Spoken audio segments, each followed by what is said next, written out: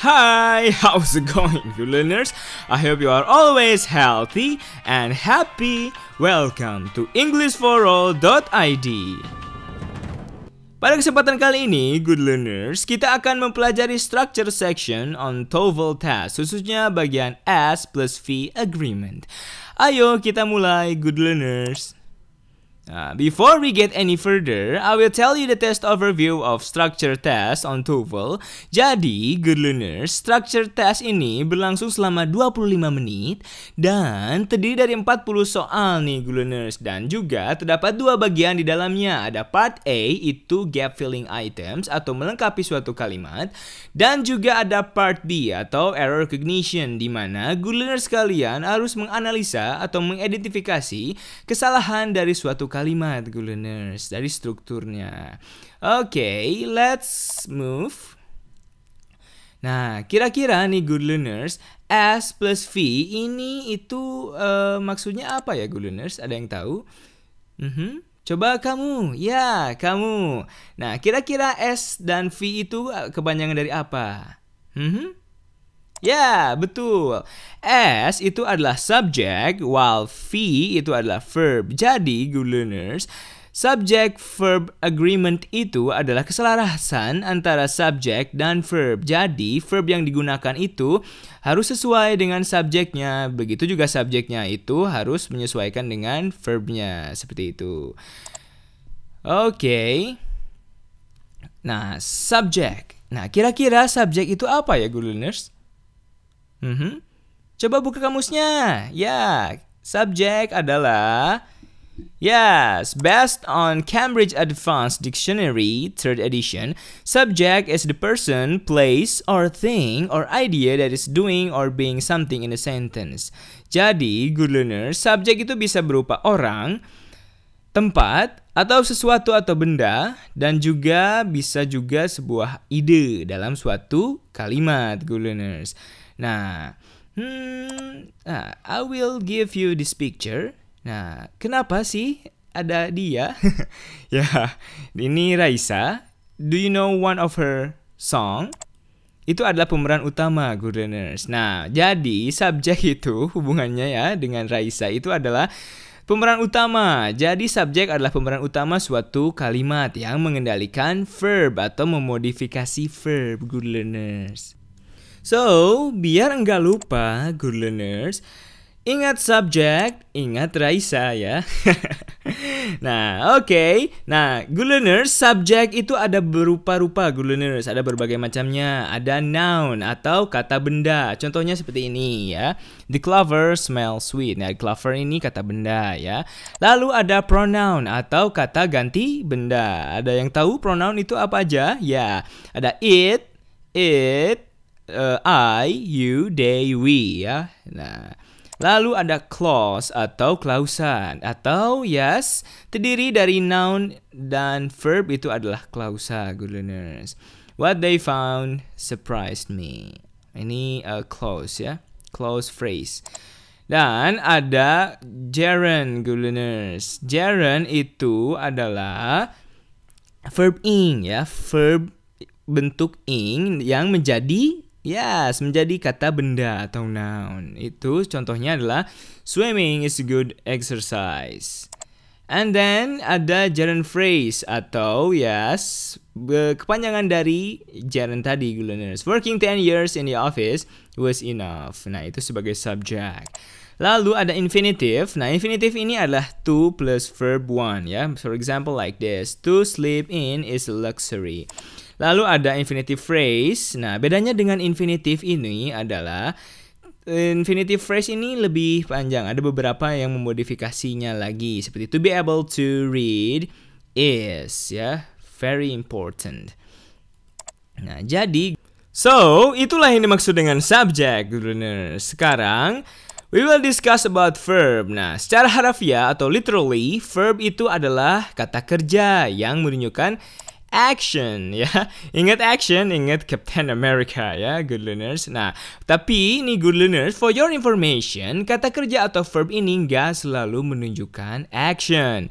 Nah, kenapa? Karena verb atau kata kerja ini mempunyai beberapa jenis ya. Number one, it is absolutely ya, kita tahu action verb ini adalah kata kerja yang menunjukkan aktivitas. Nah, biasanya ini terlihat oleh mata aktivitasnya seperti write, run, kick, and then walk. Nah, itu action verb. Nah, ada juga yang kedua itu adalah stative verb. Nah, stative verb ini adalah kebalikan dari action verb yang dimana kegiatannya atau aktivitasnya ini nggak terlihat oleh mata. For example, like feel ya.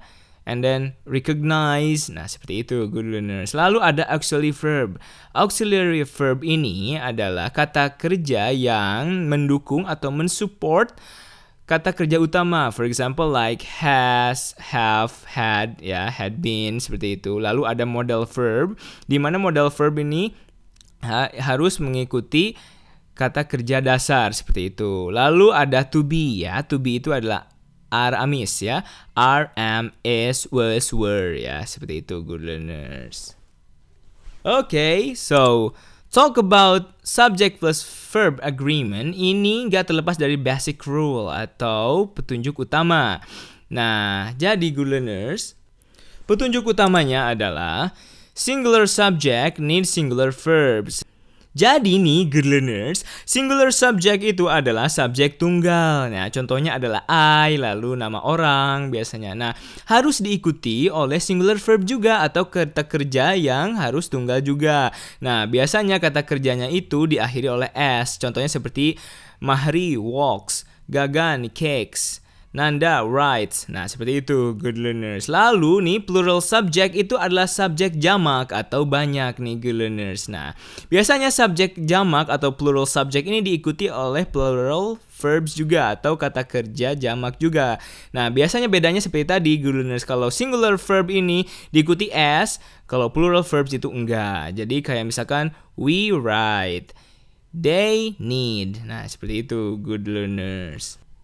Now, I will give you an example. Nah, contohnya di sini. Wow, ada Dian Sastro ya. Nah, for example, everyone on earth itu sama dengan more than one person. Billions ya, of people. In fact, nah, the word everyone, however, is still singular. Nah, good learners, kalau bingung nih ada kata everyone, everything. Nah, ini banyak orang berpikir bahwa itu adalah plural. Tapi sebetulnya ini adalah singular. So, everyone sing. So, good learners, pronouns such as everyone and everybody seems plural ya, terlihat seperti plural atau jamak. Tapi sebetulnya everyone, everybody, each juga each person. Nah, misalkan they are always singular ya, so they need a singular verb. Seperti itu good learners. Nah, so a subject-verb agreement items on objective test might look like this nih good learners. Jadi contoh soal dalam subject-verb agreement structure test ini adalah seperti ini good learners. Nah, ada gap filling items as I told you before. Nah, ini contohnya. Blah blah blah blah was ringing continuously for hours. Nah, kira-kira nih good learners, jawaban yang tepat untuk mengisi kalimat ini yang kosong ini adalah apa ya good learners? Ada yang tahu? Nah, jawaban yang tepat adalah, ada yang tahu? Yes, the phone ya. Kenapa? Karena kalau A ini adalah adverb ya. Lalu B juga adverb. Nah, dan juga D. Nah, D ini sebetulnya adalah subjek kata benda, betul, noun. Namun, lihat verbnya adalah was. Yang berarti adalah singular. Maka the phone adalah jawaban yang tepat, good learners, bukan the bells. So, as I mentioned before, selain gap filling items, ada juga error recognition ya. Berikutnya adalah contoh soalnya. Nah, good learners harus mencari nih dari biasanya ada yang digarisbawahi seperti ini A, B, C. Nah, kira-kira dari opsi ini mana sih yang salah? Nah, dalam kalimat ini yang salah adalah B, R, yang harusnya E, seperti itu good learners. Seperti itu error recognition. Nah, untuk mengerjakan soal structure subject plus verb agreement, here are some tips and tricks for you. The first, carilah verb terlebih dahulu untuk memudahkan good learners kalian menganalisa struktur kalimat. Seperti itu. Jadi kita dengan melihat verb seperti tadi nih, was, oh berarti itu singular. Oh, yang tadi nih are, oh harusnya seperti itu, good learners. Lalu yang kedua, jika tidak ada verb maka jawaban yang dibutuhkan adalah verb ya. Nah, jika tidak ada subjek maka yang harus dicari juga adalah subjek, kebalikannya. Lalu yang ketiga, cara menentukan subjek adalah dengan melihat verbnya. Nah, dengan menentukan verb juga nih bisa melihat subjeknya kira-kira apa sih, good learners, seperti itu. So, thank you very much for joining me. For more videos, check out our website and YouTube channel, EnglishForAll.id.